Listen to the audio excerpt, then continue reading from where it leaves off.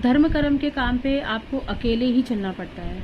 कुछ महिलाएं आती है मेरे पास बहुत ज़्यादा इमोशनल, बहुत ज़्यादा डरी हुई, बहुत ज़्यादा सहमी हुई होती है और वो कह रही होती है कि हम इतनी भाव भक्ति से माँ की साधना करते हैं, हमारे पास गुरु है, हमारे पास गुरु मंत्र हैं, हमारे पास सब कुछ होने के बावजूद भी हम अंदर से खुश नहीं हैं, क्योंकि हमेशा कोई ना कोई चिंता उनको लगी रहती है।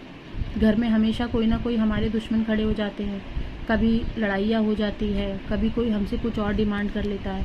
ऐसा क्यों होता है कि हमारे साथ माँ भी चलती हैं और इतना सब कुछ दुख भी हमें देखना पड़ता है। तो बेटा ये दुख नहीं होता, ये होते हैं माँ के दिए हुए भोग, माँ के दिए हुए प्रसाद। ये हमारे ही कर्म होते हैं साधना के वक्त, जब ये इनका सामना हमें ही करना है, क्योंकि हमारे ही कर्म है। किसी जन्म में हमने किसी को दुख दिया होगा, किसी जन्म में हमने किसी के साथ गलत किया होगा, तो साधना करने से हमारे कर्म निखरने शुरू हो जाते हैं। यानी आपके बुरे कर्म कटेंगे तो नए कर्म आपके बनने शुरू हो जाते हैं।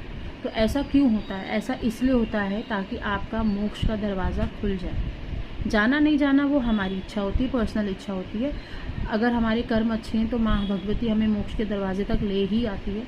नहीं अच्छे हैं, आप ऐसी अगर इमोशनल रहोगे, डरोगे, सहमोगे, तो आपको आगे धर्म कर्म के काम में आप ज़्यादा दिन चल नहीं पाते, क्योंकि या तो आपको कोई बीमारी लग जाएगी, या तो आपको कोई टेंशन हो जाएगी, या तो आप ये सोचोगे कि माँ तो कुछ दे ही नहीं रही है, हम इतना कर रहे हैं, मतलब आप खुद ही टूट जाओगे और खुद ही सारी चीज़ें छोड़ दोगे। तो ये सारी चीज़ें होती हैं।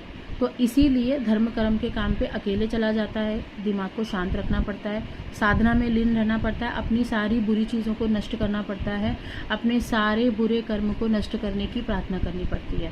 बिना गुरु के संभव नहीं है, बिना इष्ट देव के संभव नहीं है, बिना कुल देवी देवता के संभव नहीं है, बिना पितरों के संभव नहीं है।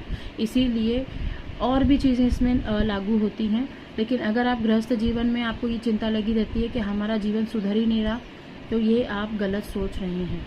आपको नहीं पता कि जो कष्ट आप झेल रहे हैं, जो कष्ट में आप हो, उसी कष्ट के ही द्वारा ही आपको माँ प्राप्त हुई हैं, ये विश्व की जगत जननी प्राप्त हुई है। तो उसकी खुशियाँ ज़्यादा मनाएं। खुश रहना सीखेंगे तो ही आप खुशी खुशी कोई भी शक्ति को संभाल सकते हो। नहीं तो आपको ऐसे लगेगा कि मैंने इतने दिन की साधना करी, क्या मिला, कुछ नहीं हुआ, उल्टा बॉडी में पेन और हो गया। तो ऐसा सोचोगे तो बॉडी में पेन ही नज़र आएगा। अगर ऐसा सोचोगे कि मेरे भाग्य बदल रहे हैं, मेरे कर्म बदल रहे हैं, मेरा जन्म बदल रहा है, तो वो भी आपको नज़र आएगा।